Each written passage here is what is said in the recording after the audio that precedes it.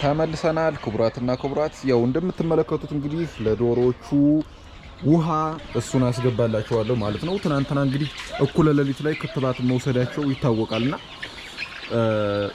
እኔም ሳልተኛ ነበር ያደርኩኝ ዶሮቹን ሳይ ምናምን ቼክ ሳረግ ምናምንና አሁን ላይ በጣም በከፍተኛ ሁኔታ ማለት ነው የእንቅልፍ እጥረት እንዳለብኝ እየተሰማኝ ነው።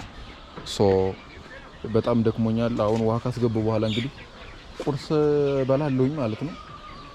I will cook it ራሴው ቤቴ ውስጥ አዘጋጅቼ ነው ቁርስ በለው እንደዛ አደርጋለሁ ማለት ነውና አሁን ዶሮቹ ሌሊቱን ሙሉ ባይዘው ውሃ ሲጠጡ ነው ያደሩት። ምግብም እንደዛው አስገብቼላቸው ነበርና ብዙም የጠማቸው አልመሰለኝም።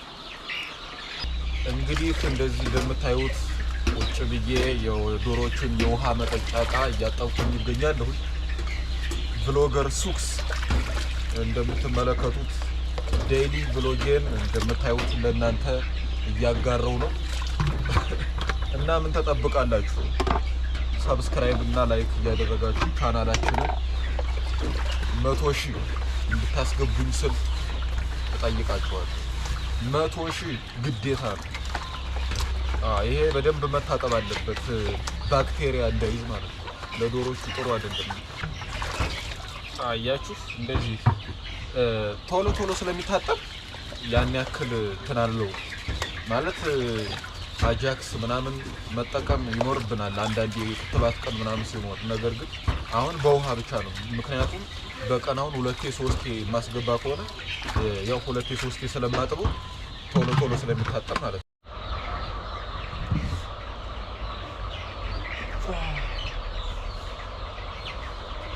ውሃችንን እንቀዳለን። ግማሽ እያደረኩ ነው በነገራችን ላይ ማስገባው። ምክንያቱም ሙሉ ውሃ ከገባ አይጨርሱትም፣ መበላሸት ነው። በቃ የውሃ ይባክናል። ወይስ ሙሉ ውሃ ከገባ ስለማይጨርሱት እዛው ሳጋት ነው ሙሉ ገብቶበት እንዳለ ነው የሚበላሸው። ስለዚህ እንደዛ መሆን የለበትም። it must be ግማሽ በራሱ ላይ ጨርሱት ነው። አሁን ቀኑ ሙሉ ሲቀምሱት ትንሽ ሲቀምሱት ያው የጫጩት ታት ነው። ጫጩት ስለሆኑ አልፈርድባቸውም። ብዙ ጠጡ ብዬ አላስገድዳቸውም። ኋላ ትልቅ ሲሆኑ ነው ብዙ መጠጣት የሚጠጡባቸው። ምክንያቱም ምርት ስለሚሰጡ ነው ያስፈልጋቸዋል። ያ እንደዚያ ነው። ኦልራይት ክቡራትና ክቡራት ይሄው እንደምታዩት ውሃያን እየደረደርኩኝ ይገኛለሁ ማለት ነው።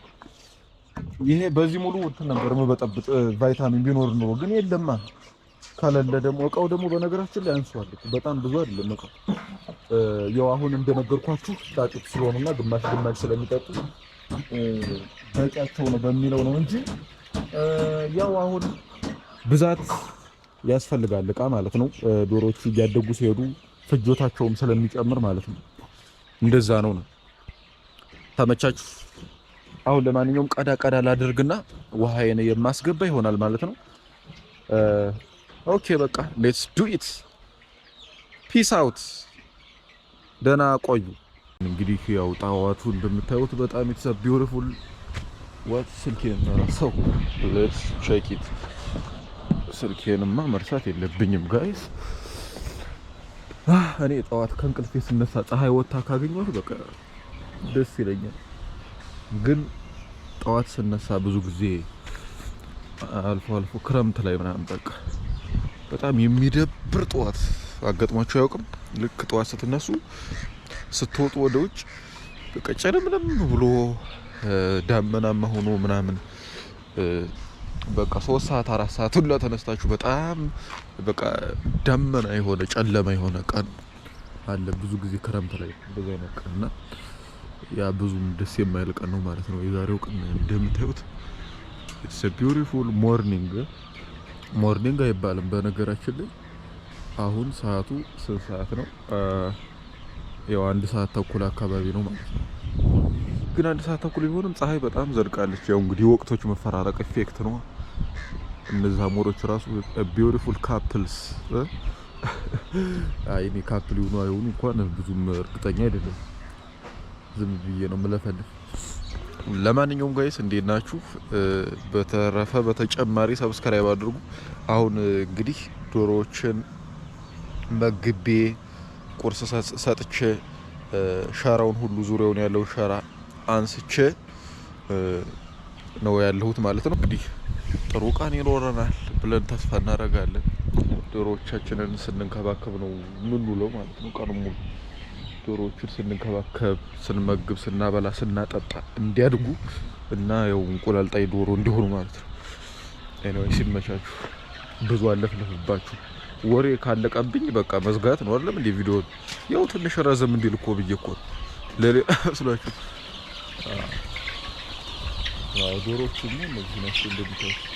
አሁን ቁርስ አግኝተው በጣም ደስ ብሏቸዋል። አያችሁ፣ በጠዋት ቁርስ ማግኘትን የመሰለ ነገር እኮ የለም። ደግሞ በዚህ ሲያዩኝ ሁሉም ወደዚህ መሰብሰብ ጀመሩ። ካለራቸው ራሱ መቅላት ጀምረዋል።